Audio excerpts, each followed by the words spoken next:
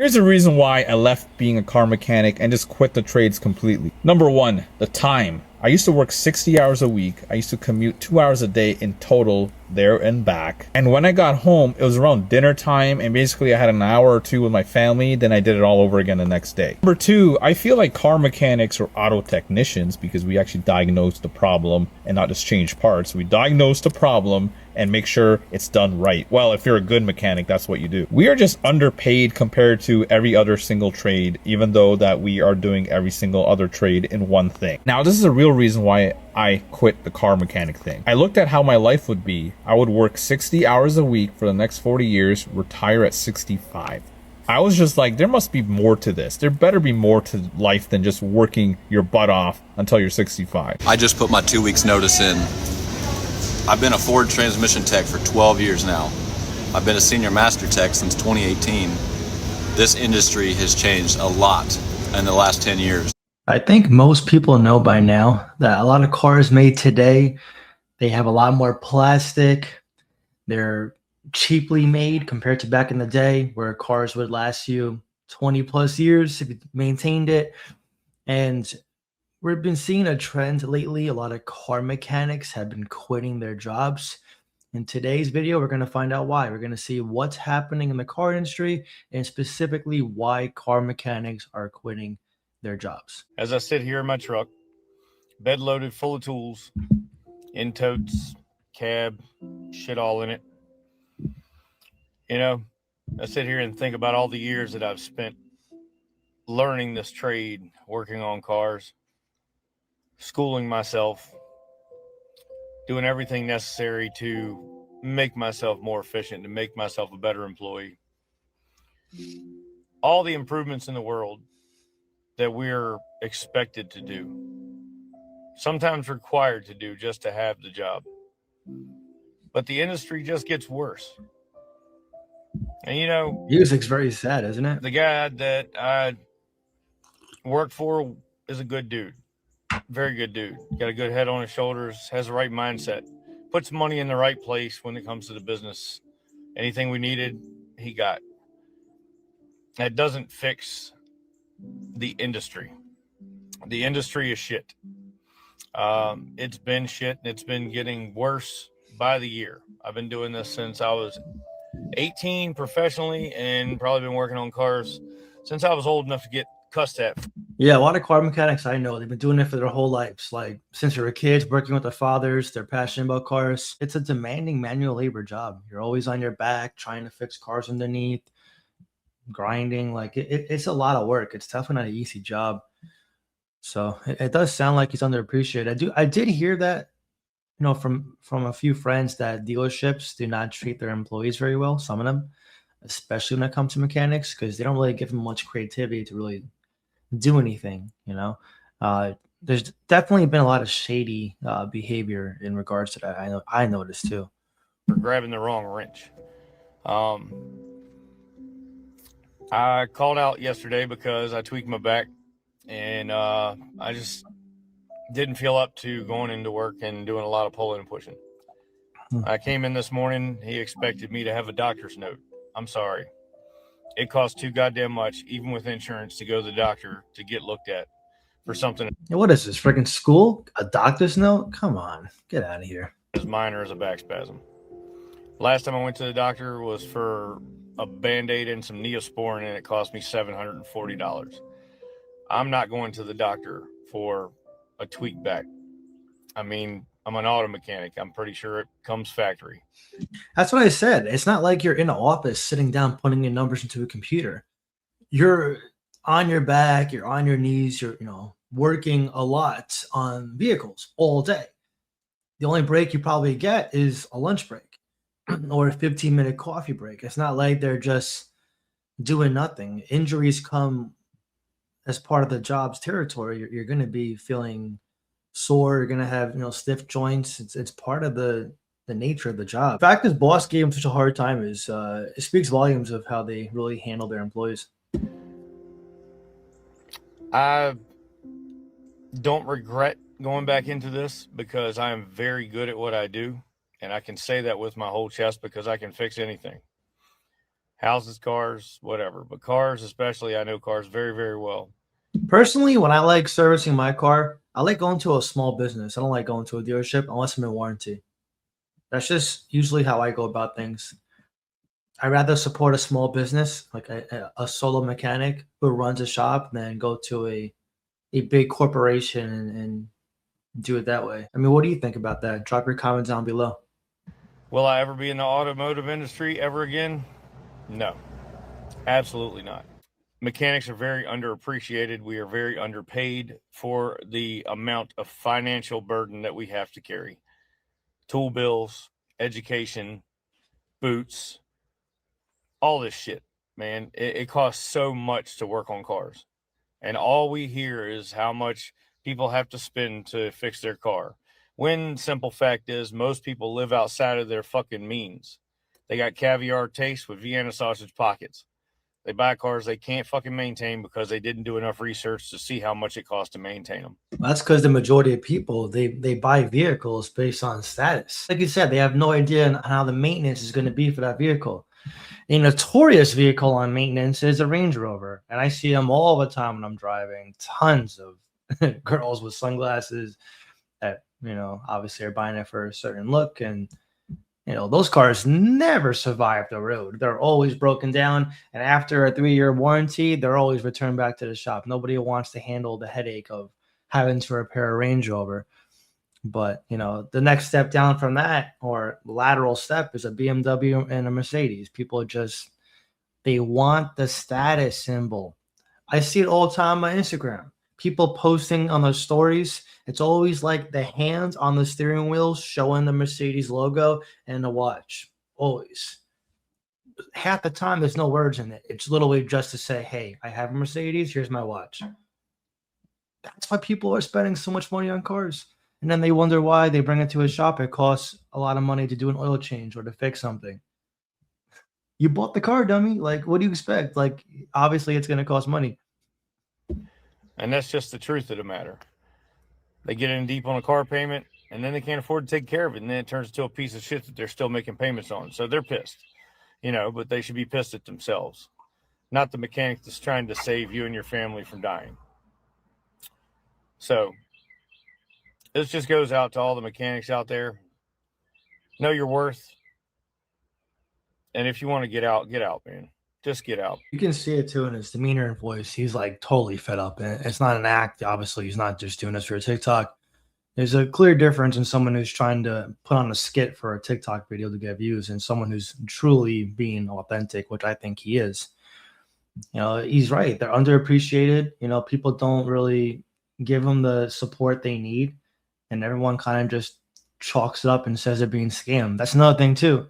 You go to a car dealership, a salesman may scam you, but mechanics, they're trying to look out for you, Most of them, not all of them. There are some sleazy mechanics out there, but, it does look like he has some rough dealings, and it sucks. It definitely sucks to be in his position. I quit my job on Thursday after being a mechanic for 15 years, and I was master certified through the ASE and through Nissan as well.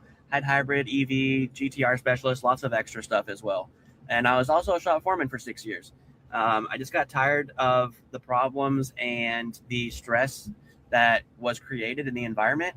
I did not take care of myself. I kind of burned myself out, stretched myself too thin, and my stress and anxiety were getting extremely, extremely high every single day. I would wake up in the morning. A lot of mechanics too, they work over 8 hours a day. I have, one of my brother's former friends growing up. He's still a mechanic to this day, and he's pulling in like near 16-hour shifts because for them, it's like they call it jobs. And if a job takes 8 hours or 10 hours, they're going to finish that job. They also got timetables. Obviously, if you have 5 cars waiting for service and you tell them it's going to take a certain period of time, you got to act on that deadline. You have to be proactive. You got to keep working. So, it is stressful because you do want to get these cars serviced. You want to make sure they're actually being serviced properly. You're not rushing the job. And to do this, you're working at regular hours under a lot of stress in all conditions of weather. Some of them are outside, most of them are outside. You got to think of the heat and, the winters. It's definitely not for everyone, for sure. Morning and my anxiety would already start spiking, and then once I got to work, it would get higher. And when I got to get tickets and stuff for diagnosis, it just went through the roof every single day.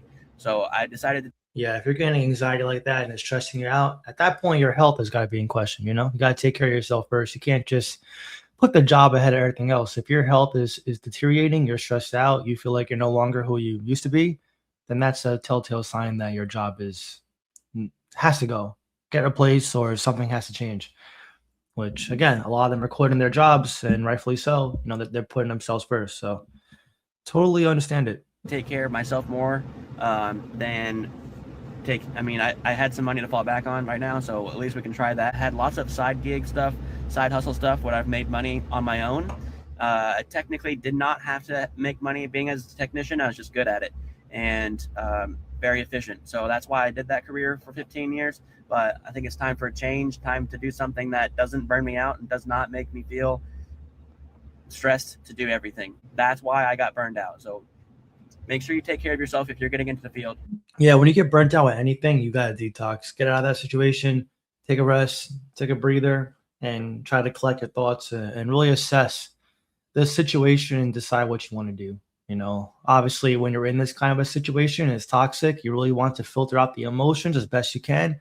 Use your logic, use your reasoning, maybe talk to a friend, talk to some family, and try to find the best solution for you, which in this case, you can see he's doing some side jobs, which is great. You can pick up some additional income, figure out what you want to do, get, kind of lift the burden a bit off your feet.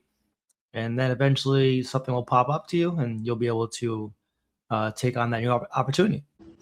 I done had to take a 20-minute break, bro. He's a BMW technician. Look at this shit. I don't even know what the fuck I'm doing, bro. I gotta replace a fuel pump. I only quoted 5 hours. I gotta take out the seat. I gotta rewire all the God damn. I feel that pain. On my other page, I recently told y'all how I used to be a mechanic before I was a mattress actress. And a lot of you were asking why I quit. And I started in the shop very young. I was like 15 when I started. You see, I said before, a lot of mechanics, they start at a young age. It's very rare to meet a mechanic who, like, after college got passionate about it. It's always someone who's, like, been into cars their whole life as soon as they were, like, 15, 16 years old. I know for me, I got into cars pretty aggressively when I saw the Too Fast, Too Furious movie in 2000. I think it was 2001. I loved cars since then because they were turning like regular Subarus, like WRXs, into like, beasts, Honda Civics, Jettas. It was awesome. So just driving a regular car, you kind of felt like you're a part of the movie a bit and how they could customize it. So everyone started doing that. You saw people lowering their cars and adding mufflers and changing the engines. And it was just a whole movement. Back then it was so cool. That's how I got into cars. If you're into cars, you tell me, how did you first get into it? Was it watching a movie like I was, or is it, maybe your father got you into it, or your brother or sister? Let me know in the comments. Because I was homeschooled to race motocross, so I got brought into the shop by my father, and I worked with him for a really long time. And then I ended up moving to North Carolina by myself, and I worked at several mechanic shops. And mom and pop shops, dealerships. I just kept running on the same thing as I was being treated very inappropriately. And you see a lot of the trend. They're all being treated poorly, underappreciated, probably working long hours, strict deadlines. They don't care about you. It's like any other job. You're just a number. Any job that treats you like a number, you should be making sure you have an exit route just in case. You have your resume up to date. I would just keep applying to jobs. This is what I did when I was working jobs in the past. Anytime I was frustrated with a job, I felt underappreciated or the pay wasn't there, which was my entire 20s and 30s, or early 30s. I'm 33 now. Or I just felt like the job didn't have much job security. I was applying everywhere just in case, to see if there's a better opportunity out there. The last thing you want to do in a situation like this is feel like you're stuck at the job because you need it. And as soon as the employers know that and they get that vibe off you, they start treating you even worse. So for anyone out there who's working a job and you got a crappy boss or, a unhealthy, toxic work environment, a hostile work environment, look to get out as soon as possible and you deserve better. Work on your resume, apply, go on interviews, use your sick time, use your vacation time if you have it. and get the hell out. That's what I would do. Yeah, you don't let anyone treat you like you're just a number. You're not. I'm sure lots of women that work blue collar have experienced very similar, sad as it is to say. And eventually I got fed up. I had too many dangerous scenarios and I left. And now I'm a spicy accountant. And yeah. That's good. She found a good job. An accountant's a great, secure position. It's a little boring for most people. I almost went to school for it myself, but I couldn't pass the math. So I'm like, yeah, screw this. But good. She seems happy. And, again, like most mechanics, if she wants, she can do some side gigs with it or even, try to find some opportunities elsewhere on the side. So great replacement for her. All right, guys, loading up on my stuff. There's a lot of things that I'm really upset about with the Jaguar dealership that I'm at. Turns out the exotic cars were not as profitable as I thought they would be, and that's okay. It's fine. So I'm going to go back to one of the brands that I know that I can make money at, and I got a really good offer. I'm going to go ahead and just pursue that because I've decided that this year is going to be about money. I'm not going to settle for anything less. And if I get anything less, then I'm leaving.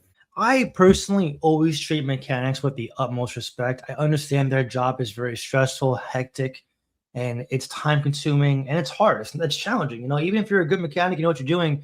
Every car's got a different situation. You're not just changing tires or changing oil. A lot of it's complex issues, especially in these new cars where you open the engine and it's like a rat nest in there. It's just so many wires and pieces working together, hybrids, so many different things that would just blow my mind that I can't imagine doing that mechanics do on an everyday basis. So, if you're a mechanic yourself, just know you're appreciated. And if you're someone who goes to mechanics regularly, assess your car, try to find out, I'm lucky. I'm rarely in shops. I drive a Toyota, and you guys know Toyotas for the most part run forever. I have a 4Runner. But yeah, it's a shame to see a lot of these mechanics quitting, but I'm not really surprised. Again, it's just the way things go. The economy is also pretty bad. So when you have a lot of stress in the economy and places having to lay off workers and increase the workload amongst a small amount of staff, they're going to get resentment. You're going to get stress. You're going to get a lot of issues. And obviously it's just going to keep compounding and you're going to see a mass exodus like this. What do you think about this mass exodus of car mechanics quitting? And what do you think is the solution? And drop your comment down below and let me know. If you enjoy this kind of video, please leave a like. That being said, enjoy the rest of your day.